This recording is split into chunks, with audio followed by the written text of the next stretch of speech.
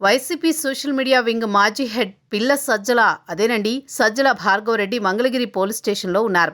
సామాజిక మాధ్యమంలో అనుచిత వ్యాఖ్యల కేసులో ఆయనకు జారీ అయిన నోటీసుల మేరకు విచారణకు ఆయన మంగళగిరి పోలీస్ స్టేషన్కు వచ్చారు. ఈ కేసులో తనకు ముందస్తు బెయిల్ మంజూరు చేయాలంటూ సుప్రీంకోర్టు వరకు వెళ్లాను కూడా పిల్ల సజ్జలకు ఊరట లభించలేదు.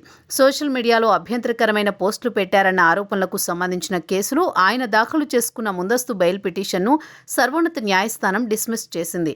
వైసీపీ హయాంలో సోషల్ మీడియా వింగ్ బాధ్యతలు చేపట్టిన సజ్జల భార్గవరెడ్డి అప్పటి ప్రతిపక్ష నేతలు వారి కుటుంబ సభ్యులపై అనుచిత, అసభ్య, అశ్లీల పోస్టులతో రెచ్చిపోయారు. అయితే గత ఎన్నికల్లో వైసీపీ పరాజయం పాలై అద్భుత విజయంతో తెలుగుదేశం కూటమి అధికార పగ్గాలు అందుకున్న తర్వాత సజ్జల భార్గవరెడ్డిని ఆయన తండ్రి సజ్జల రామకృష్ణారెడ్డిని చాకచక్యంగా వైసీపీ సోషల్ మీడియా వింగ్ నుంచి తప్పించేశారు. ఆ తర్వాత సజ్జల భార్గవరెడ్డి ఎక్కడా కనిపించింది లేదు, వినిపించింది లేదు.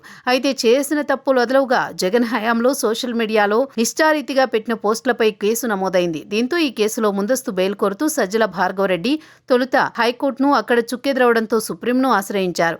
సజ్జల ముందస్తు బెయిల్ పిటిషన్పై ఈ నెల 23న విచారించిన సుప్రీంకోర్టు ఆయన పిటిషన్ను కొట్టేసింది. అయితే 2 వారాల వరకు అరెస్ట్ నుంచి మినహాయింపిస్తూ ఆలోగా సంబంధిత ట్రయల్ కోర్టును ఆశ్రయించాలని పేర్కొంది. అదే సమయంలో సజ్జల భార్గవరెడ్డి పిటిషన్ విచారణ సందర్భంగా justice Pankaj Mittal, justice SVN భట్టీలతో కూడిన ధర్మాసనం సోషల్ మీడియాలో మీరు పెట్టిన పోస్టులు మాకు అర్థం కాలేదని భావిస్తున్నారా? ఏ ఉద్దేశంతో ఆ పోస్టులు పెట్టారో మేము గ్రహించలేమని అనుకుంటున్నారా? అంటూ తీవ్ర ఆగ్రహం వ్యక్తం చేసింది. సోషల్ మీడియాను దుర్వినియోగం చేసే కేసుల్లో అంత తేలిగ్గా బెయిల్ లభిస్తుందని ఆశించొద్దని కూడా పేర్కొంది. దీంతో ఆయన తప్పనిసరిగా తనకు అందిన నోటీసుల మేరకు పోలీసు విచారణకు హాజరు కావాల్సి వచ్చింది.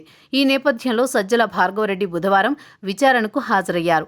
పోలీసుల నోటీసుల మేరకు ఆయన బుధవారం మధ్యాహ్నం 3 గంటలకు హాజరు కావాల్సి ఉంది. అయితే సజ్జల భార్గవరెడ్డి మాత్రం అంతకంటే ముందుగానే పోలీసు విచారణకు హాజరయ్యారు.